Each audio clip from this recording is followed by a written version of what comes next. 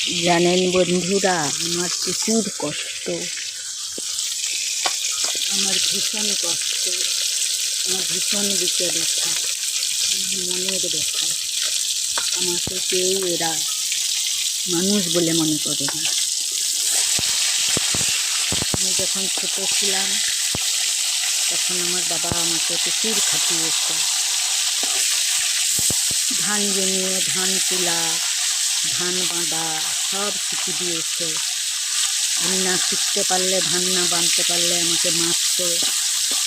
আর গরু ছিল, 8টা গরু ছিল। 8টা গরু প্রত্যেক দিন জলাইলে যেতে হতো, বাঁধতে হতো, খাওয়াতে হতো।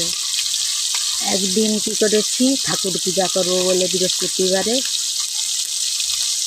একটু দেরি হয়ে গেছে, পুজো করে গরু সরিয়ে আবার অন্য জায়গায় বাঁধতে, যেখানে বেঁধেছিলাম সেখানে ঘাস একবারে মুড়ো করে খেয়ে নিচ্ছে, ধুলা উঠ করে দিছে। আমার বাবা দেখে এসে আমাকে ঝাঁটা দিয়ে মারলো, আমাকে লাদ ফেলে দিয়ে লাদ মারলো, দা নিয়ে আমাকে কুপাতে গেল।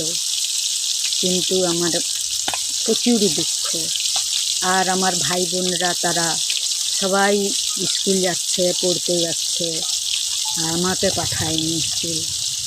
আমি শুধু গরু নিয়ে ছিলাম, গোবিন্দর সেবা করতাম, ভগবানের সেবা করতাম। কিন্তু আজকে আমার দুঃখ কষ্ট কেউ দিতে না।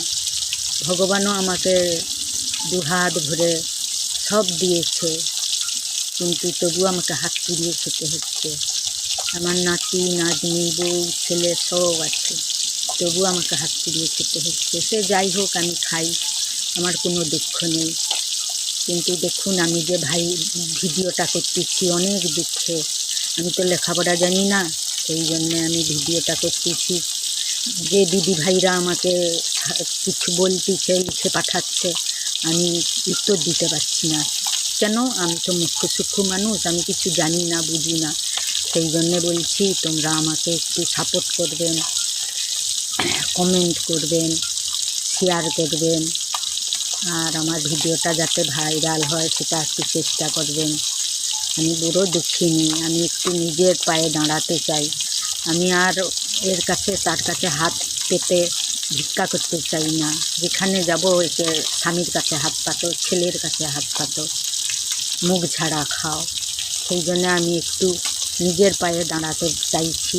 আমাকে এই বয়সে আমাকে একটু নিজের পায়ে দাঁড়াতে দাও।